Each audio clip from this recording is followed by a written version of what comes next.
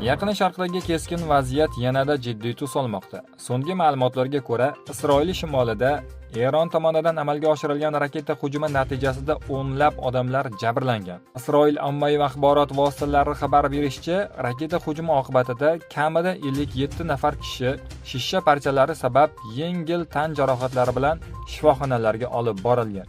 Yana bir kishi o'ta og'ir ahvolda ekani aytilmoqda. Shuningdek, hujumdan keyingi ruhiy shok sabab 15 nafar kishi psixologik yordam ko'rsatish uchun shifoxonaga yotqizilganligi ma'lum qilingan.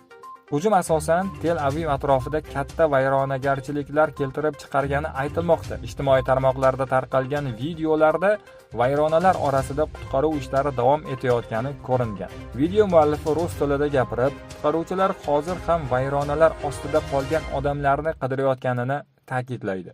Ayni paytda Eron tomonida ham jiddiy voqealar ro'y berayotgani haqida xabarlar tarqalmoqda. Manbalarga ko'ra, Eronning yangi lideri sifatida tilga olinayotgan Mushtabo Xamonoiy avia hujumdan keyin og'ir jarohat olgan. Xabarlarda aytilishicha, u bir yoki ikki oyog'idan ayrilgan bo'lishi mumkin. Shuningdek, ichki organlari, jigar yoki qorin qismi ham jiddiy shikastlangan. Ayni vaqtda u komada ekanligi aytilmoqda. Biroq bu ma'lumotlar hali rasman tasdiqlanmagan. Shu bilan birga, urush oqibatlari oddiy aholi hayotiga ham katta ta'sir ko'rsatmoqda.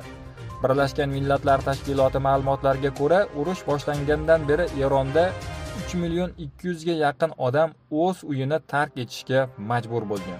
Aholining katta qismi xavfsizlik maqsadida Tehron kabi yirik shaharlardan shimoliy va qishloq hududlariga ko'chmoqda. Birlashgan Millatlar Tashkiloti va xalqaro tashkilotlar agar janglar davom etsa, qochqinlar soni yanada ortishi mumkinligidan ogohlantirmoqda. Yaqin Sharqdagi vaziyat hozircha beqarorligicha qolmoqda va xalqaro hamjamiyat tomonlarni o'zaro zo'ravonlikni to'xtatib, diplomatik yo'l bilan muammolarni hal qilishga chaqirmoqda.